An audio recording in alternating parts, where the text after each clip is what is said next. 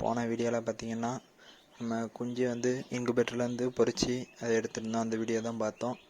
இந்த வீடியோவில் என்ன பார்க்க போகிறோன்னு பார்த்தீங்கன்னா குஞ்சுகளுக்கு வந்து ப்ரூடிங் குடிக்க போகிறோம். அதுதான் இன்றைக்கி பார்க்க போகிறோம். பார்த்தீங்கன்னா ஒரு பாக்ஸ் எடுத்தாச்சு, அட்டை பாக்ஸு. அதுக்குள்ளே பார்த்தீங்கன்னா பேப்பர் விரிச்சிருக்கோம். அது வந்து எச்சம் வந்து கீழே படாமல் இருக்கிறதுக்கு.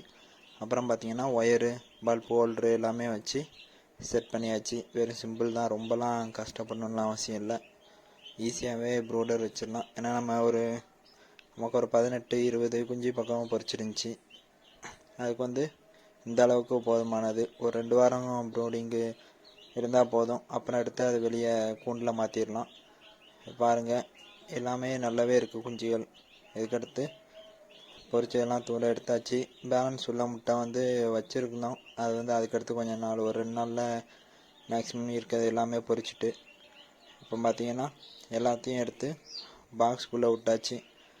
அதுக்கு வந்து நல்லாவே ஆக்டிவாக தான் இருந்துச்சு, ஒன்றும் பிரச்சனை இல்லை. வச்சுட்டு ஒரு கொஞ்சம் நேரம் அதுக்கடுத்து தான் நம்ம வந்து தண்ணி வச்சோம். ஏன்னா அந்த ஹீட்லாம் ஃபுல்லாக அதுக்கு கோழி குஞ்சுகளுக்கு வந்து நல்லா கிடச்சதுக்கப்புறம் தான் கொஞ்சம் நல்லா ஆக்டிவாக இருந்துச்சு. அதனால் கொஞ்சம் நேரம் கேப் விட்டு தான் அதுக்கு வந்து தண்ணியும் தீவனமும் வச்சோம். அதுக்கு வந்து ஃபஸ்ட்டு தண்ணி தான் வச்சோம். இந்த கருப்பட்டி அது கலந்து தண்ணி வச்சோம். எல்லாம் நாட்டு சக்கரை அந்த மாதிரி எதாவது கலந்து வைக்கலாம். தண்ணி வச்சுட்டு கொஞ்சம் நேரம் கடுத்து தான் அதுக்கடுத்து நார்மல் தண்ணியும் தீவனமும் வச்சுருக்கோம். குஞ்சு எல்லாமே நல்லாவே இருக்குது, ஒன்றும் பிரச்சனை இல்லை.